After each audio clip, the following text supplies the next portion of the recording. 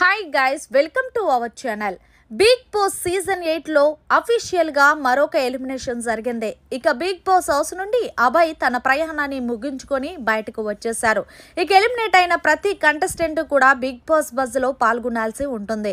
ఇక big boss buzz కి host గా అర్జున్ చేస్తున్న సంగతి తెలిసిందే. ఇక ఇందులో భాగంగా అర్జున్ అభయ్ ని ఆహ్వానిస్తూ, ఏంటి అభయ్ ఇంత త్వరగా వస్తావని ఎక్స్పెక్ట్ చేశావంటే అస్సలు అనుకోలేదు, ఎక్స్పెక్ట్ చెయ్యలేందే కదా బిగ్ బాస్ అంటూ చాలా స్వీట్ గా చెప్పాడు అభయ్. సరే అభయ్, ఇక మొదలెడదామా అంటే మొదలెట్టకపోయినా మీరు ఊరుకోరు కదా, మొదలు పెడదామంటూ చెప్పుకొచ్చాడు. సరే, ముందుగా బిగ్ బాస్ హౌస్లో నువ్వేం నేర్చుకున్నావో చెప్పు అంటే, నోడుదోలు తగ్గించుకోవాలని నేర్చుకున్నాను.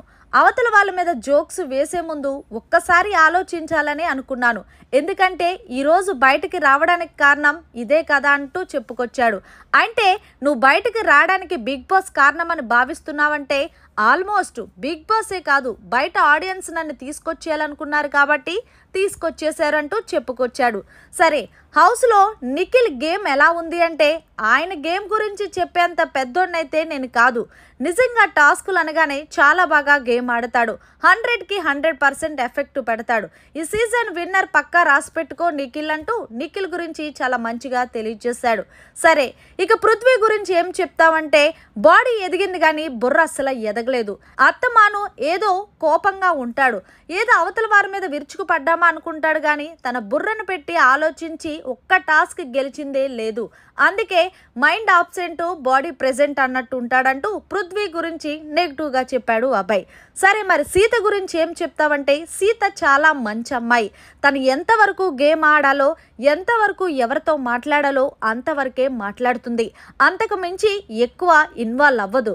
సో హౌస్లో పర్ఫెక్ట్ అమ్మాయి ఎవరైనా ఉన్నారు అంటే అది నేనైతే సీత అనే చెప్తాను అన్నాడు. మరి అలాగే విష్ణుప్రియ గురించి ఏం చెప్తావు అంటే, విష్ణుప్రియకి అనవసరమైన వాటికి వచ్చి జోక్స్ వేస్తూ ఉంటుంది. అవతల వాళ్ళు ఏమనుకుంటారని ఉండదు. వాళ్ళు సీరియస్గా తీసుకుంటే జోక్ అని, సిల్లీగా అంటే జోక్ అని అంటుంది. అసలు అర్థం లేనట్టుగా విష్ణుప్రియ ఉంటుంది. కానీ మిగతా విషయాల్లో అంతా కూడా తను పర్వాలేదని చెప్పుకొచ్చాడు. మరి సోనియా గురించి ఏం చెప్తావంటే, అమ్మో, సోనియాకి ఓసరవెల్లి లాంటిది. ఎప్పుడు ఎలా ఉంటుందో తెలీదు. తన ఆట కన్నా ఎక్కువ నిఖిల్ మీద, పృథ్వీ మీద ఫోకస్ పెడుతూ తన గేమ్నైతే పాడు చేసుకుంటుంది. అమ్మాయి నిజంగా గేమ్ చేంజరే. గేమ్ ఎలా ఆడాలో ఏంటో అన్నీ తెలుసు.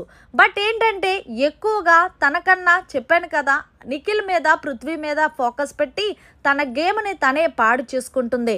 నామినేషన్ టైంలో ఏదైనా క్లారిటీగా చెప్పాలంటే తనని చూసి మిగిలిన హౌస్మేట్స్ అయితే నేర్చుకోవచ్చు. ఏదేమైనా సరే సోనియా అటు తిప్పగలదు, ఇటు ఇది చేయగలడంటూ సోనియా గురించి మంచిగా చెప్పాడో చెడుగా చెప్పాడో అనేది బజ్లో అర్థం కాలేదు. మరి మొత్తంగా ఈ సీజన్ టాప్ 5లో ఎవరుంటారు అని అడిగితే నిఖిల్, సోనియా, పృథ్వీ, సీత. ఒకవేళ వైల్డ్ కార్డ్ ఎంట్రీ ఉన్నాయి కాబట్టి వాళ్ళు ఎవరైనా మధ్యలో యాడ్ అవ్వచ్చంటూ చెప్పుకొచ్చాడు. మరి మొత్తంగా బిగ్ బాస్ బజ్లో అభయ్ మాట్లాడిన మాటలపై మీరేమంటారనేది కామెంట్ చేసి తెలియచేయండి. మరిన్ని లేటెస్ట్ అప్డేట్స్ కోసం చూస్తూనే ఉండండి అవర్ ఛానల్.